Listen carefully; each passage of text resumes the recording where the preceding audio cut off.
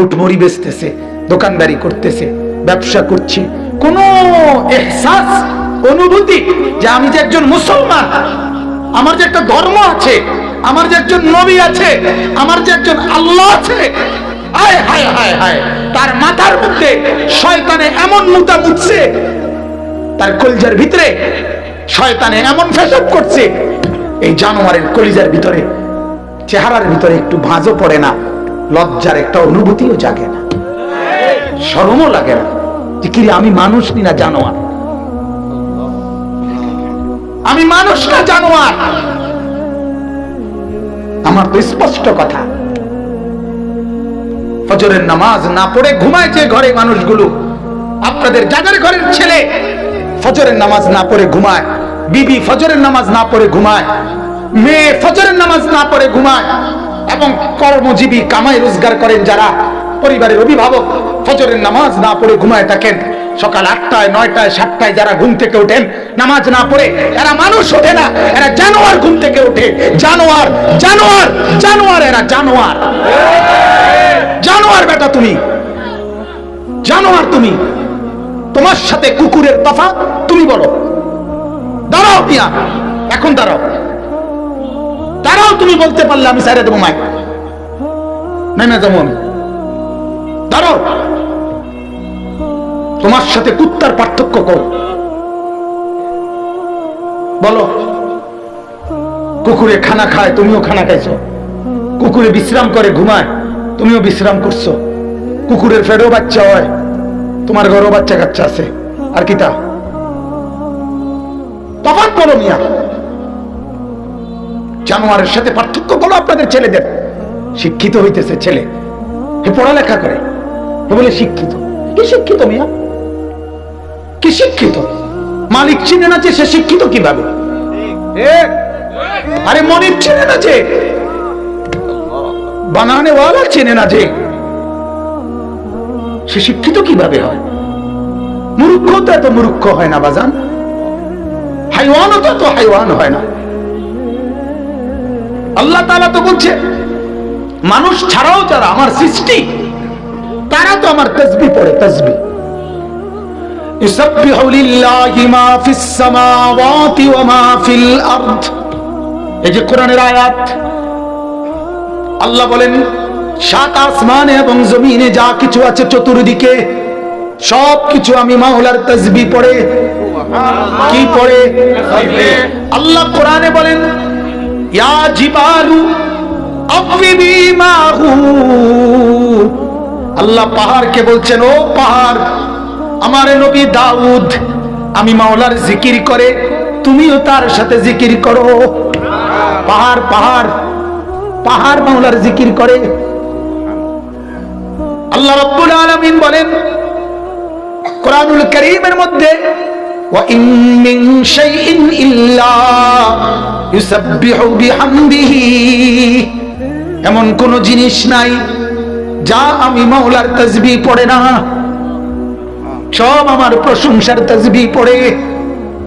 আল্লাহ রাব্বুল আলামিন বলেন অত্তায়রু সাফাতিন, সারিবদ্ধ যেই পাখি উড়ে যায় সবগুলো আমি মাওলার তাসবিহ পড়ে। সমস্ত পাখি, সমস্ত জন্তু জানোয়ারের ডিউটি কেবল একটাই, মাওলার তাসবিহ। কি বলেন? আল্লাহর তাসবিহ। আর মাওলা পাক ফেরেশতাকে বলে বলে রিজিক পৌঁছায় দেয়। আল্লাহ বলেন আমার সৃষ্টি জগৎ সব আমার তাসবিহ পড়ো, আমি মাওলা রিজিক যথাসময়ে পৌঁছিয়ে দেব। এজন্য আমার শাইখ আল্লামা মুফতি মুশতাকুর নবী সাহেব হযরত বলেন পাখি বিরেক বলে সুবহানাল্লাহ সুবহানাল্লাহ। পাখি কিচিরমিচির করে না, পাখি মূলত তাসবিহ পড়ে। কি করে? কি পড়ে? সুবহানাল্লাহ। বলেন সুবহানাল্লাহ সুবহানাল্লাহ সুবহানাল্লাহ। আর আল্লাহ রাব্বুল আলামিন বলে ফেরেশতারা শুনতেছো না, পাখি পড়ছে সুবহানাল্লাহ, আমি মাওলা আদেশ করলাম রিজিক পৌঁছা, রিজিক পৌঁছা। এজন্য আল্লাহর নবী বলেন প্রতিদিন ভোরবেলায় পাখিরা আল্লাহর নামের তাসবিহ পড়তে পড়তে খালি পেটে বের হয়ে যায়। সন্ধ্যা হবার আগে আগেই মাওলা পেট ভরাইয়া ঘরে ফিরাইয়া দেয়। তাগদু খিমাসান ওয়া তারুহু বিতানা, বের হয় খালি পেটে, ফিরে আসে ভরা পেটে। পৃথিবীর পাখি কোন ডিগ্রি নিছে, কোথায় অফিস করে, পৃথিবীর কোন পাখির জন্য সরকারি কোন ব্যবস্থাপনা, কথা বলেন। বাংলাদেশের পাখি বলেন, ইন্ডিয়ার পাখি বলেন। এক বড় বুজুর্গ আছেন পাকিস্তানের, ইন্তেকাল করছেন, সৈয়দ আব্দুল মজিদ নদীম সাহেব রহমতুল্লাহ আলাইহি। উনি বললেন, আল্লাহর কসম, আমি যেন এই চোখ দিয়ে দেখি পৃথিবীর বহু কাফের দেশ আমি সফর করছি। হযরত বলছেন, আমি দেখছি কাফের দেশে মানুষগুলো কুফরি করতেছে, মানুষগুলো শিরিক করছে, কিন্তু ওই দেশের পাখিগুলো মাওলার তাসবিহ পড়ছে। সুবহানাল্লাহ। মানুষে না মুশরিক, কথা বুঝেন না, মানুষে না বেঈমান, কিন্তু আমেরিকার পাখিও ঈমানদার। সুবহানাল্লাহ, ঠিক না? লন্ডনের পাখিগুলোও কি ঈমানদার? ওরা সব মাওলার তাসবিহ পড়ে। রাগ হইয়েন না, শক্ত কথা বললাম, রাগ হইয়েন না বাপ, রাগ হইয়েন না। ভাবেন, ফিকির করেন, একটু ভাবেন। আমি আসলেই কোনো বক্তা না, ওয়াইজ বক্তাদের যে গেট আপ থাকে এর কিচ্ছু আমার দ্বারা নেই। এর অনেক কিছু থাকে, বক্তাদের অনেক নিয়ম কানুন, হ্যাঁ, সিস্টেম থাকে, কাগজ থাকে, ফাইল থাকে, দাওয়াত দেওয়ার একটা নিয়ম থাকে, হ্যাঁ, আগে কত পরে কত, মাঝে দিয়ে কত, কি ফানি খায়, আসে কেমনে, কতক্ষণ ব্যাট খায়, কতক্ষণ আসে, কতক্ষণ সদর বদর, কথা বুঝছেন না? আমার আসলে আমি কোনো বক্তা উক্তা না, আমার এক কথা, আমি আখিরাতের ফেরিওয়ালা, আমি এক ফেরিওয়ালা। আল্লাহর কসম, দুয়ারে দুয়ারে কবর কথা মনে করাই, আখিরাত মনে করাই, আখিরাত মনে করাই, মনে করাইতে আসছি বাজান। ভুলে গেছেন আল্লাহকে, ভুলে গেছেন আখিরাতকে। শুধু এই কথাটা মনে করাইতে আসছি। শুধু একটা জিনিস বলেন, বুঝার জন্য বলি, এই যে কাগজ, এই পোস্টারটা, এটা একটা পিঠ, এটাও একটা পিঠ, কথা বলেন ঠিক না? দুইটা পিঠ কিনা বলেন না? আপনাদেরকে মনে করাইতে আসছি, আল্লাহ বলছে, ইয়ালামুনা যাহিরাম মিনাল হায়াতিদ দুনিয়া ওয়া হুম আনিল আখিরাতি হুম গাফিলুন। আল্লাহ বলে, বান্দা, মাটির উপরের যেই পিঠ, মাটির উপরের যেই ঘর, মাটির উপরের যে অংশ, এটা তো খুব সাজাইলা, এটা তো খুব বুঝলা, এই পিঠটা তো দারুণ ভাবে লেখা ডিজাইন করে অনেক কিছু দিয়ে সাজাইলা, এই পিঠটা তো একদম খালি। আল্লাহ বলেন, জমিনের উপরের যেই ঘর, সেই ঘরে তো সোফা, খাট, পালং, ফার্নিচার, ওয়াল, বাউন্ডারি, দরজা, জানালা, টাইলস, গ্রিল, এসএস পাইপ সব দিয়ে বান্দা জমিনের উপরের ঘর তো সাজাইলা। আল্লাহ বলেন, বান্দা, তুমি কি জানো না বান্দা, জমিনের নিচে তোমার আরেকটা ঘর আছে, ওই ঘরের নাম কবর, সেইটা কেন এমন খালি রাইখা দিলা? এই ঘর তো খুব সাজাইলা, এই ঘর কেন খালি রেখে দিলা বান্দা? এই পিঠে কেন কিছু নাই? বলেন, ভাবেন আধা মিনিট, জমিনের উপরের ঘর কেমন সাজাইলেন, জমিনের নিচের ঘর কবর কেমন সাজাইলেন। এবার আল্লাহ বলেন, বান্দা, যে ঘর তুমি জমিনের উপরে সাজিয়েছ, আমি মাওলা বলছি, বান্দা, এই সবটা সাজগোজ মিলে যা করছো, এটা মূলত খেলনা। কি খেলনা? ওমা হাদিহিল হায়াতুদ দুনিয়া ইল্লা লাহবুন ওয়া লাইব। আল্লাহ বলেন, দুনিয়ার জীবন, মাটির উপরে এই জিন্দেগি, 60 বছরের এই জিন্দেগি, এটা তো আমি বানাইছি। আমি কে? আসমান কে বানিয়েছে? জমিন কে বানিয়েছে? এই দুইয়ের মাঝখানে যা কিছু, এগুলো কে বানিয়েছে? আল্লাহ বলেন, বানাইছি আমি, কাজে জানিও তো আমি। যে বানাইছে সেই তো জানে কি বানাইছে, ঠিক কিনা বলেন? কথা বলেন। তো বানানেওয়ালা আল্লাহ, তিনি বলেন আমি বানাইছি এটা খেলনা, আর আমনে কোন না এটাই আসল। পাগল কারে কয়? বেকুব না তুমি? কথা বলেন না কেন? মালিক বলে এটা কি বানাইছি? খেলনা। এতে কয় না এটা আসল, না এটাই আসল, এটাই আসল। আল্লাহ বলে আমি বানাইছি খেলনা, আসমান আমার খেলনা, জমিন আমার খেলনা, চন্দ্র সূর্য আমার খেলনা। এই জন্য একদিন ইসরাফিলকে ফু দিব, খেলনা ঘর ভেঙে ফেলব। ইযাস সামাউন ফাতারাত, আসমান ভেঙে ফেলে দিব, তারকারাজি ফেলে দিব, জমিন রেজা রেজা বানায় ফেলবো, পাহাড় তুলার মতো উড়ায় ফেলবো, সাগর নদীর পানিগুলো সব উত্তপ্ত টকবকে পানির মতো উথরাইয়া সব আমি বাষ্প বানায় ফেলবো, কিচ্ছু থাকবে না। খেলনা যে আগের দিনের বুজুর্গরা কায়দা কায়দা বলতেন, ছোট্ট বাচ্চা, আমরাও তো ছোটবেলায় অল্প কদ্দুর মাটিতে ঘর বানাইতাম, ছোট ছোট ঘর, এরপরে জামাই বউর বিয়ে দিতাম, এরপরে দিয়া রান্না বান্না হইতো, খেয়ে তারপরে দেয়া কচুর ডান্ডা কাইটা তগস্ত, এরপরে যে সুরকি, ইটের সুরকি দিয়ে দিয়া তরি তরকারি বানাইতাম, এরুম বানাইয়া ঘর বানাইছি, বিয়েও দিছি, মেহমানদারিও চলতে আছে। কিছুক্ষণ পরে মা ভিতর থেকে ডাক দিছে, আনিস এদিকে আয়। একটা টান দিয়া সব হারাইয়া দিয়া মার কাছে দৌড় দিয়ে চলে গেছি। কেন ভেঙে ফেললা এই ঘর? এই যে খেলনা যে। রব্বুল আলামিন বলে 60 বছরে যা সাজাইলা, আমি একদিন মালাকুল মউতকে পাঠিয়ে আমি ডাক দিব, আনিস চলে আয়। তো খেলনার সব কিছু রেখে তুমি একাই চলে আসবা, একাই। সোফাও সঙ্গে আসবে না, খাট পালং সঙ্গে আসবে না।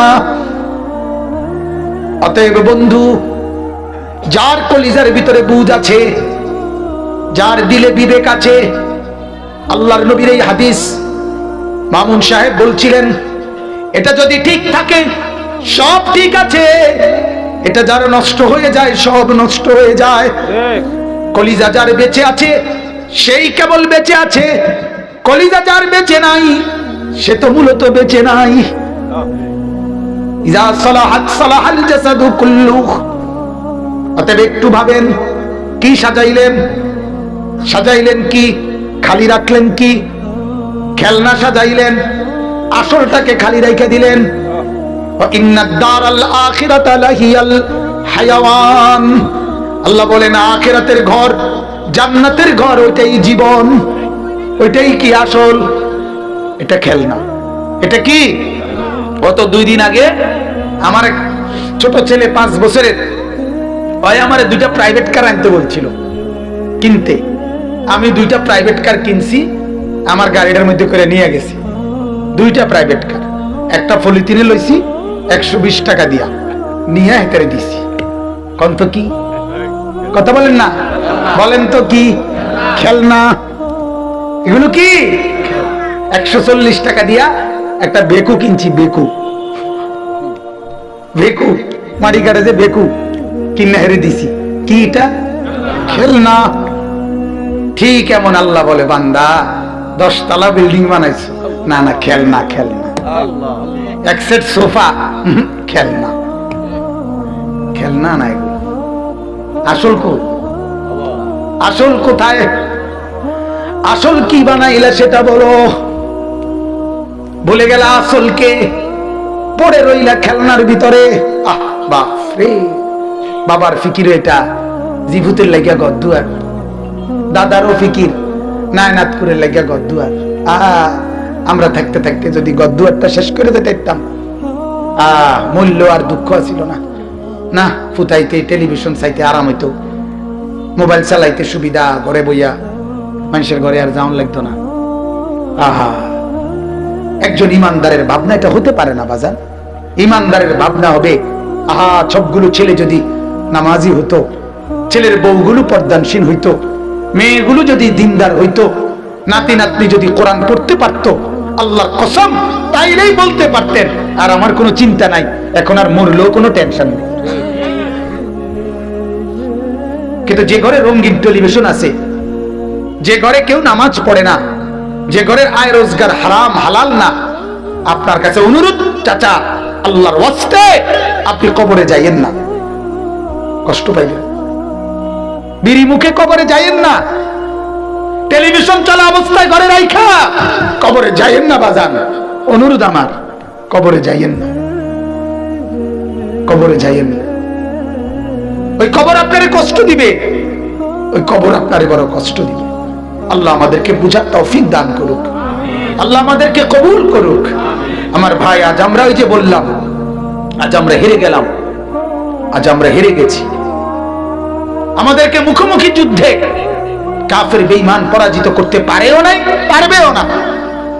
কিন্তু আমরা হেরে গেছি মনস্তাত্ত্বিক ভাবে, মানসিক ভাবে হেরে গেছি, মন মগজে, মন চিন্তা চেতনায় হেরে গেছি। আজ অবৈধ টাকা, অবৈধ রোজগার, এটাকেই আমরা জীবনের চাওয়া পাওয়া বানায় ফেলছি। সুদের টাকা, ঘুষের টাকা, কিস্তির টাকা, লোনের টাকা, পত্তনের টাকা, এটাকে জিন্দেগি বানায় ফেলছি। কারণ টার্গেট একটাই, হারাম হোক হালাল হোক, জায়েজ হোক না জায়েজ হোক, মানুষের মাথার বাড়ি দিয়া হোক, যেমনে পারি আমাকে দুনিয়ার টার্গেট ফুরাইতেই হবে, ঘরের কাম শেষ করতেই হবে, এই জমি 10 শতক কিনতেই হবে, ফার্নিচার অলংকার ব্যবস্থা করতেই হবে। অতএব এটা যেহেতু আমার জিন্দেগির টার্গেট, সিদ্ধান্ত, অতএব টাকা হালাল হোক হারাম হোক আমার লাগবেই। এটা না, কথা বলেন না কেন? তাহলে আমরা জিন্দেগির টার্গেট বানাইছি কি? দুনিয়া। কি বলেন না? অথচ না, এক ইমানদারের জিন্দেগির টার্গেট দুনিয়া না, আমাদের জিন্দেগির টার্গেট আখিরাত, আমাদের জিন্দেগির টার্গেট জান্নাত, আমাদের জিন্দেগির টার্গেট আল্লাহ পাকের দিদার, আমাদের জিন্দেগির টার্গেট নবীজির সুপারিশ, আমাদের জিন্দেগির টার্গেট নবীজির হাউজে কাউসার, আমাদের জিন্দেগির টার্গেট নবীজির সাথে জান্নাতুল ফেরদাউসের মেহমান হওয়া। এটা টার্গেট, এটা টার্গেট। কথা বুঝছেন? অতএব এই ফিকিরে নিজের বিবেক খাটান, আমার অনুরোধ। এবার আয়াতগুলোর তরজমা বলি। আল্লাহ তাআলা এখানে, আমি কোরআনুল কারীমের এই আয়াতের তরজমাগুলো বললেই আমার কথা শেষ। 13 নম্বর পারা, কোরআনুল কারীমের 13 নম্বর সূরা। সূরাটার নাম হলো সূরা রাদ। এই সূরার 19, 20, 21, 22, 23, 24 কয়টা হলো? 19, 20, 21, 22, 23, 24, 6টা আয়াত আমি তেলাওয়াত করছি। লম্বা তাফসীর করব না, অল্প কথা, শুধু বুঝানো অল্প একটু। আমি শুরুতেই বললাম আমি আসছি বিবেক জাগাইতে। কি জাগাইতে বলেন? কলিজা, কলিজা জাগাইতে আসছি, বিবেক জাগাইতে আসছি। কারোর সাথে কারো দ্বন্দ্ব, কারোর সাথে কারো ঝগড়া, কারোর সাথে কারো বিভেদ, এটা তৈরি করতে না, আল্লাহর কসম, এই জন্য না। সবাই মিলে ফিকির করি চলেন, সবাই মিলে যেন হয় জান্নাতি। ঠিকই না বলেন না? টার্গেট ঢাকা পৌঁছা, টার্গেট কই পৌঁছা? ঢাকা পৌঁছা। এবার রওনা দেন, যে জেন দিয়া পারেন, কথা থাকলো ঢাকা একত্র। ঠিকই না বলেন না? কেউ যান চলেন ব্রাহ্মণবাড়িয়া হইয়া, বিশ্ব রোড হইয়া, নরসিংদী দিয়া, কেউ এখান দিয়া ফেরি দিয়া 2500 হইয়া, কেউ গরিপুর দিয়া, আপনার কাশপুর এদিক দিয়া, কথা রইল ঢাকা গিয়ে একত্র। ঠিকই না বলেন? কাজেই কথা হইল জান্নাতে গিয়ে একত্র হব। ঠিক আছে না ইনশাআল্লাহ? এই জন্য এই কথার উপরে সিদ্ধান্ত নেই, জান্নাতে একত্র হব। আপনি উনার লক ধইরা ঠিক আছে, আপনি উনার লক ধইরা ঠিক আছে, আপনি উনার লক ধইরা ঠিক আছে, আপনি আমার লক ধইরা ঠিক আছে। কথা রইল একত্রে 4 জন চলতে থাকি, যেন মিলিত হই জান্নাতে। কথা বুঝছেন না? এটা হলো টার্গেট, এটা হলো উচিত, এটা হলো ইনসাফ, কাউকে ফেলে না দেওয়া।